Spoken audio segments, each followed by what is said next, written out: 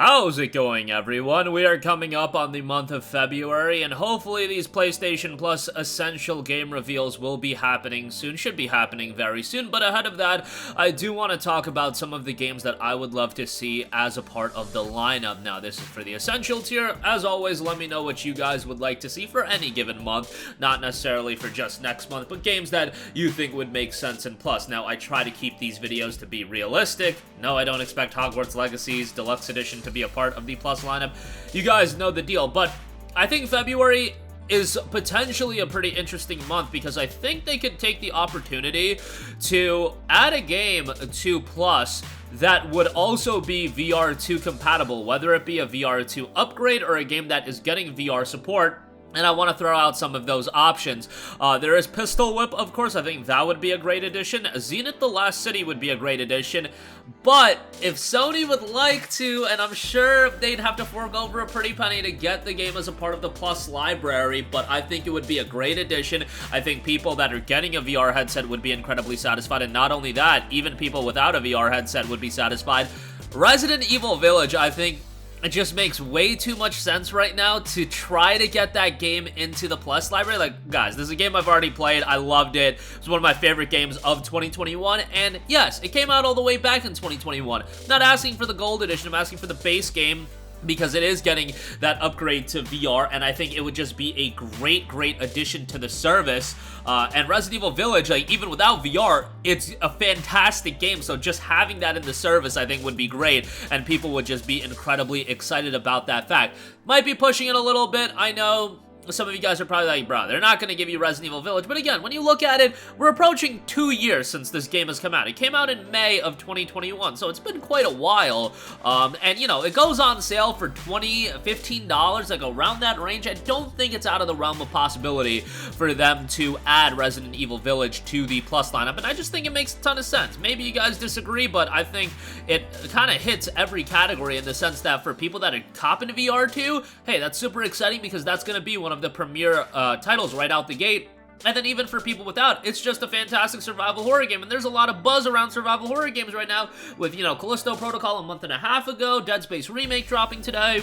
It just makes a lot of sense with all the attention around that. And, you know, it's a great game. So I think it just makes too much sense for Village to be in the Plus lineup. But if not that, I think it makes a lot of sense for something VR2 related to be a part of the lineup. And in the case of Zenith the Last City and Pistol Whip, they are also playable on VR, the original headset, so you can go right into that. I'm not expecting something like Horizon Call of the Mountain, of course. That's a brand new release, and, you know, that's not realistic, but, you know, an older title or a Resident Evil Village, just think that makes a lot of sense, so that's my 2 cents on that. Okay, so outside of that, those titles accentuating VR dropping, got some other games to note. Nier Automata, think this is a really good addition that could happen. Look, Nier Automata came out almost 6 years ago. Yes, come March, Nier Automata will be 6 years old, which is kind of crazy to think about, but this is also a franchise that's in the news cycle right now, given that the Nier Automata anime is airing right now.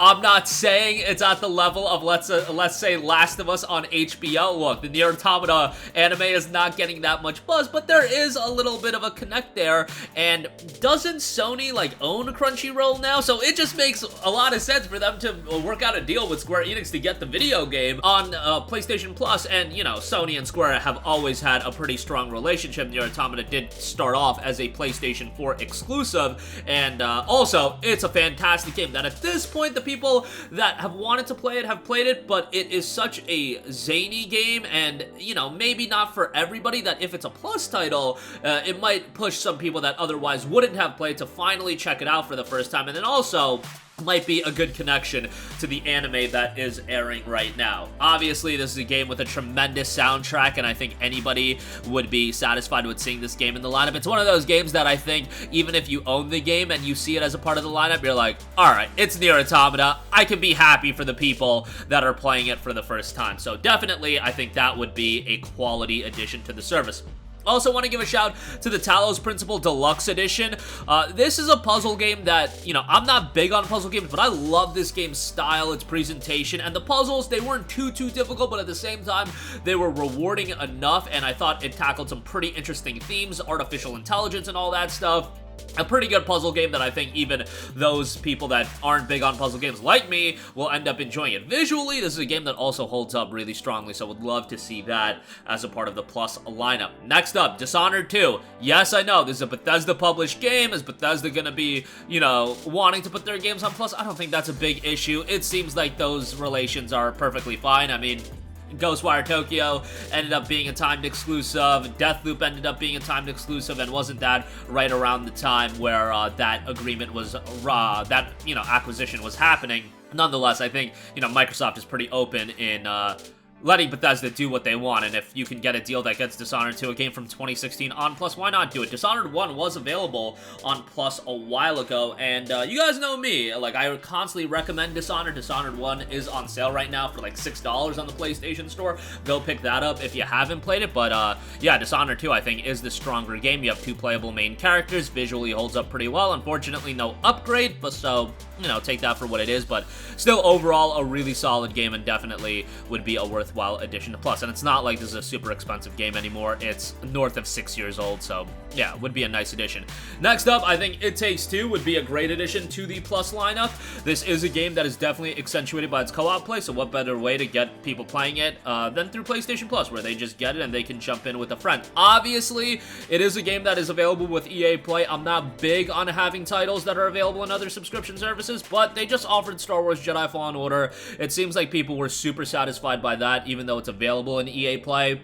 And this is a game that, hey, you know what? Valentine's Day is coming up. If you and a significant other want to go through a co-op title, I feel like timing-wise, it works out pretty well with It Takes Two. And Hazelight has just created, you know, that rep for themselves where they are the premier co-op development game studio, where all of their games are focused on co-op play and they work out really, really well. Obviously, with their games, they're designed to be co-op play, so you can invite people with a friend pass for free. So it's not like, you know, you're essentially saving the idea of 2 people buying the game. Really, you're saving 1 person from buying the game, but I digress. It's a great addition, and I think it would be fantastic to see it as a part of the Plus lineup. And lastly, I'm going to give this a recommendation until it gets added to Plus in some form. Media Molecule's Dreams, I just think, is a no-brainer. How this game isn't even available in Plus Extra boggles the mind. I've seen ideas of, just to get more people playing it, like, yo, bundle Dreams in with PlayStation 5 consoles. It's such a unique game.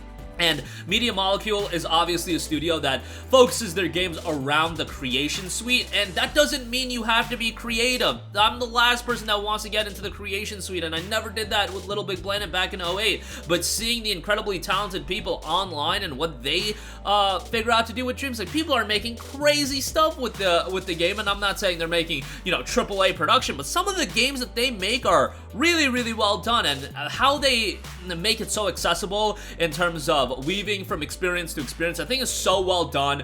The game does go on sale all the time, but it's also a game that came out back in like 2018, 2019, so why not just offer it as a Plus game? By the way, it came out in 2020. So, timing-wise, I'm a little off, but nonetheless, it released at $39.99. It's now $19.99. I think adding it to Plus would make all the sense in the world. So, I think that's a no-brainer. At some point, that does definitely need to happen. But that is going to do it for me. I think this roster of games, you know, we're not going to get all of them, but I just threw out some options that I think, you know, timing-wise works out really well. Nier Automata with the anime running right now. Dreams, I just think, is a no-brainer. And all the VR stuff, especially Resident Evil Village, I think would be a quality addition as far as that's concerned. That's going to do it for me. Sound off with all of your thoughts, and let me know what games you'd like to see as a part of Plus in February. But that'll do it for me. Thank you for watching, and goodbye. Hey guys, we hope you enjoyed the video, and if you did, make sure to hit the subscribe button, and if you're already subscribed, do us a favor and hit the bell icon. This way you'll be notified whenever we post a new video. That's the best way to keep up with all of our uploads, and we usually try to upload 2 videos a day. And with the bell icon hit, you'll be notified whenever we do upload a video. As always, thanks for watching.